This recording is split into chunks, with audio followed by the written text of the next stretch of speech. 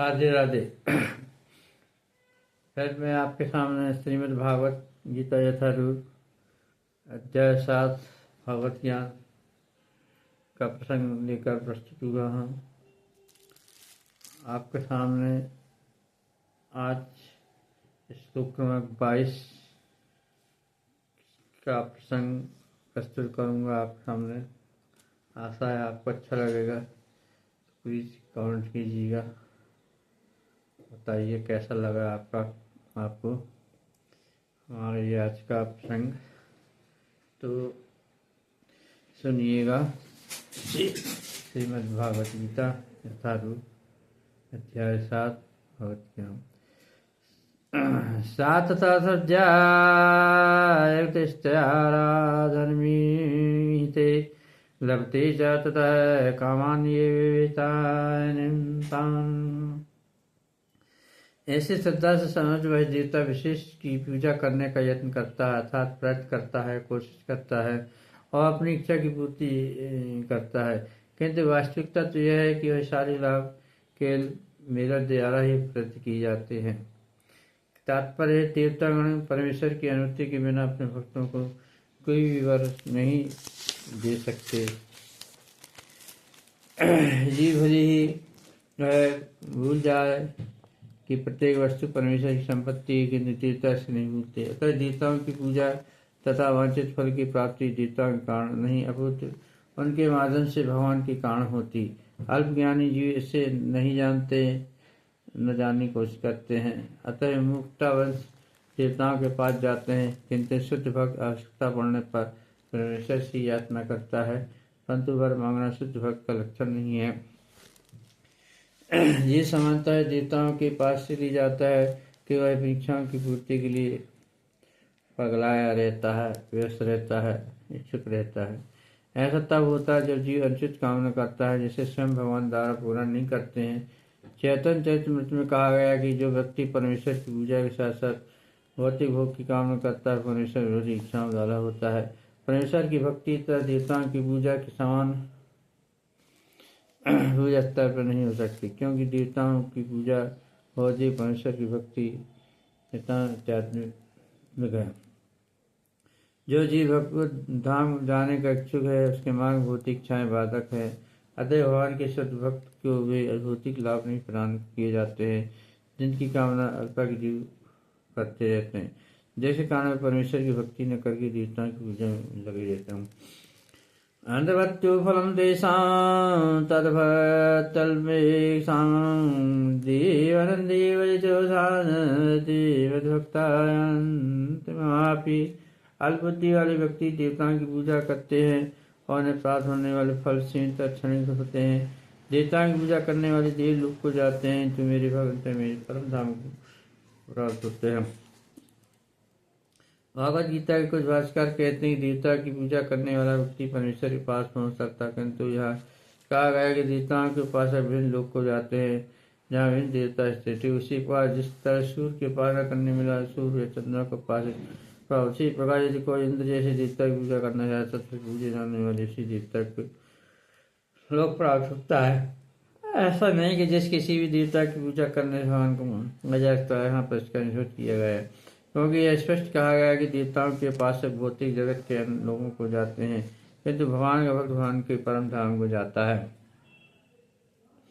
यहाँ यह प्रश्न उठाया जा सकता है कि यदि विभिन्न देवता परमेश्वर के शरीर के विभिन्न अंग हैं, तो उनसे पूजा करने से एक ही जैसा फल मिलना चाहिए, किंतु देवताओं के पास अल्पज्ञ होते हैं, क्योंकि वे यह नहीं जानते कि शरीर के किस अंग को भोजन किया जाए, और उनको जितने मूर्ख होते हैं कि वह यह दावा करते हैं कि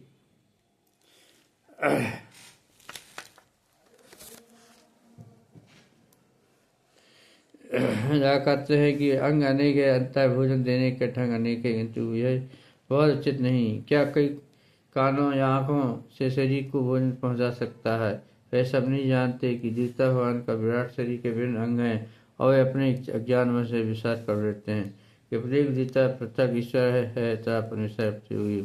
न केवल सारे देवता पर समान जीव भी परमेश्वर के अंग अंश हैं।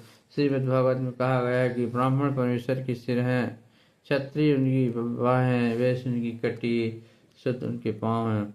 इन सब के अलग अलग कारण हैं। यदि कोई देवताओं को तथा अपने आप को मनुष्य का अंश मानता है तो उसका ज्ञान पूर्ण ही, किंतु यदि वह उसे नहीं समझता है तो उसे भिन्न लोगों की प्राप्ति होती है जहाँ देवतागण निवास करते हैं। यह कर्तव्य है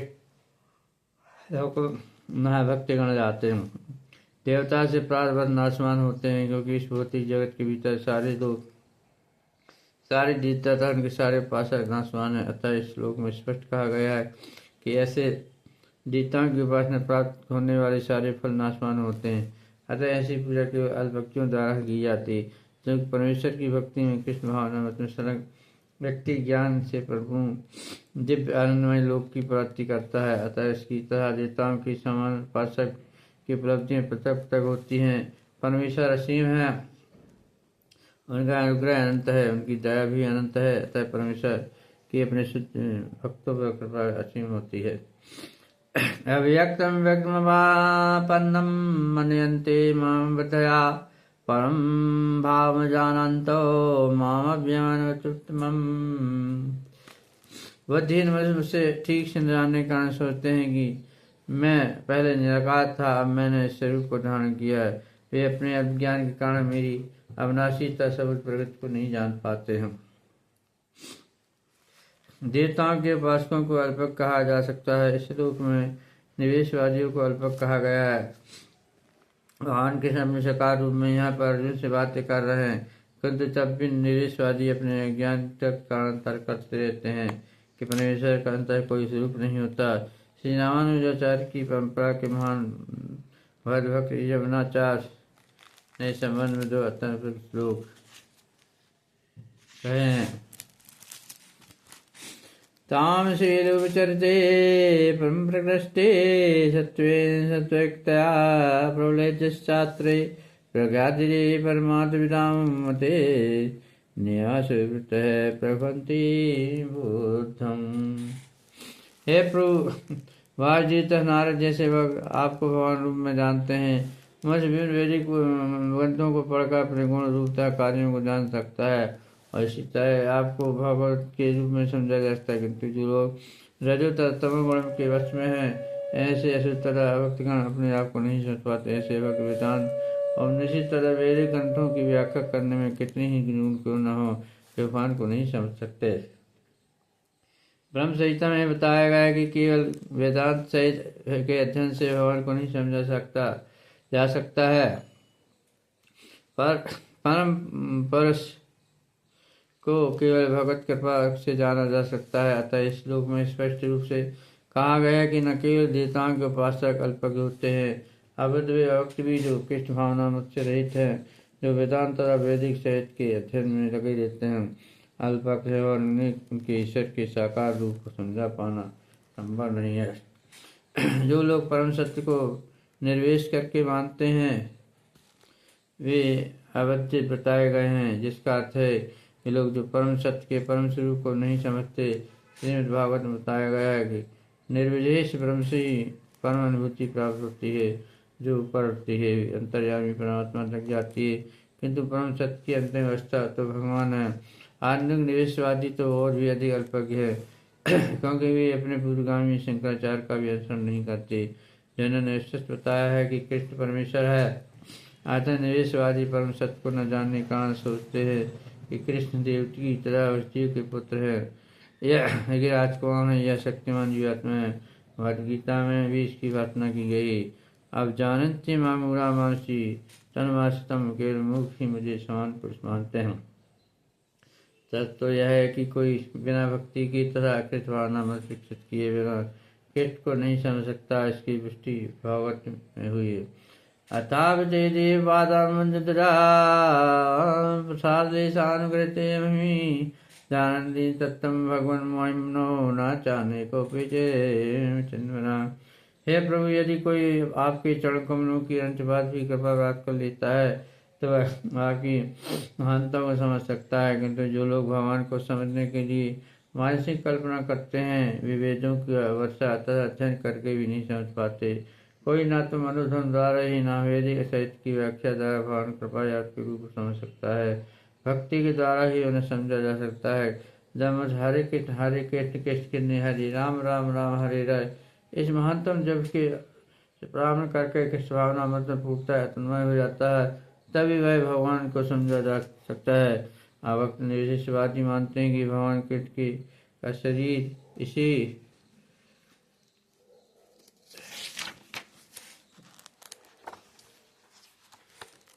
इसी भौतिक प्रकृति का बना है और उसके कारण उनका रूप इत्यादि भी सभी पाया गया है। ये विश्वादी मायावादी कहलाते हैं।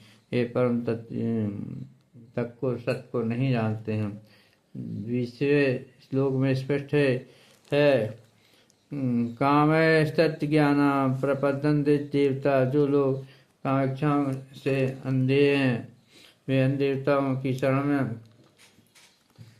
जाते हैं। यह स्वीकार किया गया है कि भगवान के अतिरिक्त अन्य देवता भी हैं जिनके अपने अपने लोक हैं और भगवान का भी अपना लोक है। जैसे कि श्लोक में कहा गया है देवान निवेजयन्ति भक्ता देवताओं में उपासक उनके लोकों को जाते हैं और जो कृष्ण के भक्त हैं कृष्ण लोक को जाते हैं। यदि भी यह स्पष्ट रूप में कहा गया है कि दो भी मुख मायावादी वह जानते हैं कि भगवान निविष्य हैं और विभिन्न रूप उन पर ऊपर से थोपे गए हैं। क्या गीता के अध्ययन से ऐसा प्रतीत होता है कि देवता था उनके धाम निर्विशेष है? स्पष्ट है कि ना तो देवतागण ना ही कृष्ण निर्विशेष हैं, वे सभी व्यक्ति हैं। भगवान कृष्ण परमेश्वर हैं, उनका अपना लोक है और देवताओं को भी अपने अपने लोक हैं। अतः अद्वैतवादी तर्क की परम सत्य निवेश है और रूप ऊपर से थोपा हुआ आरोपित है। सत्य नहीं होता, यह स्पष्ट बताया गया है। यह ऊपर से थोपा हुआ नहीं है। भगवत गीता से हम स्पष्ट समझ सकते हैं कि देवताओं के रूप तथा परमेश्वर का स्वरूप साथ साथ विद्यमान है।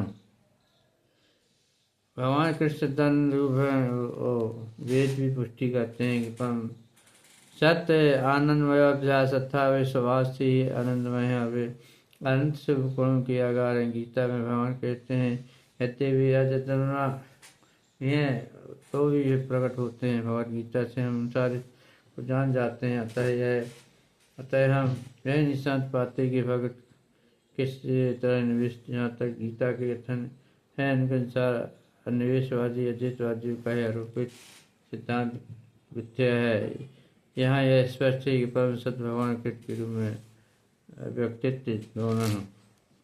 नाम प्रकाश है सर्वस्व योग माया समावृता मूल्यम ना विजनाति लोको मावजम वयम। हे मूर्खों तथा अल्पज्ञों के लिए भी कभी प्रकट नहीं हो, उनके लिए तो मैं अपनी अंतरंगा शक्ति द्वारा आच्छादित रहता हूँ। तब यह नहीं जान पाते कि वे जन्म तथा अविनाशी हैं। तो यह तर्क दिया जा सकता है कि जब कृष्ण पृथ्वी पर जवान थे और समों के लिए दस थे तो अब वे सबों के समय क्यों नहीं प्रकट होते हैं, किंतु वास्तव में वे हर एक के समय प्रकट नहीं थे। जब कृष्ण भगवान थे तो उन्हें भगवान रूप में समझने वाले व्यक्ति थोड़ी ही थे। जब गुरु सभा में शिशुपाल ने कृष्ण के सभाध्यक्ष निजारे का विरोध किया तो भीष्म ने कृष्ण के नाम का समर्थन किया और उन्हें परमेश्वर घोषित किया।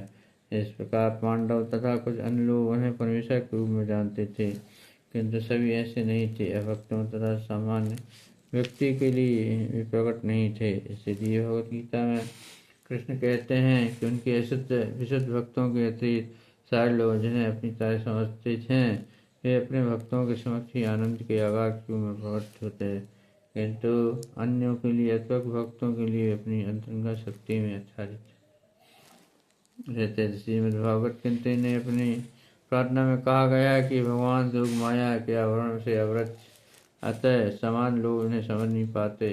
ये सब निश्चित में भी इस योग माया आवरण की प्रति से भक्त न करते हैं। हेमडेन पात्रण सत्याद्वैतम मुखम तत्तम सन्नरणु सत्यधर्मं दृष्टिये। हे भगवान, आप समग्र ब्रह्मांड के पालक हैं और आपकी भक्ति सर्वधर्म है। अतः मेरी प्रार्थना है कि आप मेरा है पालन करें, मेरा भी पालन करें। आपका दिव्य रूप योग माया से अवृत है। ब्रह्म ज्योति आपकी अंतरिंग शक्ति का आवरण है। कृपया इस तेज को हटा लें, क्योंकि वह आपके सत्यानंद विग्रह के दर्शन में बाधक हैं। भगवान अपने दिव्य सत्यानंद रूप में ब्रह्म ज्योति की अनंत शक्ति से अवृत है, जिसके फलतू अल्पज्ञानी निष्ठवादी परमेश्वर को नहीं देख पाते। श्रीमद्भागवत में ब्रह्मा द्वारा की गई स्त्री, हे गण, हे परमात्मा, हे समदर्शियों के स्वामी, सार में ऐसा कौन है जो आपकी शक्ति तथा लीलाओं का अनुमान लगा सके। आप सदैव अपनी अंतरंग शक्ति का विस्तार करते रहते हैं, अरे कोई भी आपको नहीं समझ सकता। विज्ञानी तथा विद्वान भले ही भौतिक जगत के पुराने सूचना का या विभिन्न शब्दों का अन्वेषण कर ले, किंतु अपने समग्र अपने विद्वान होते हुए शक्ति की गणना करने में असमर्थ हैं। भगवान कृष्ण ने इतना केवल जमा खुद अव्यय भी सत्तर रूप में शक्तियों में अव्यय है। राधे रमण हरे पालू हरे हरे। प्रबुद्ध जनों, आज का प्रसंग ही विश्राम किया जाता है। कल पुनः श्लोक नंबर 26 लेकर आपके सामने प्रस्तुत होऊंगा।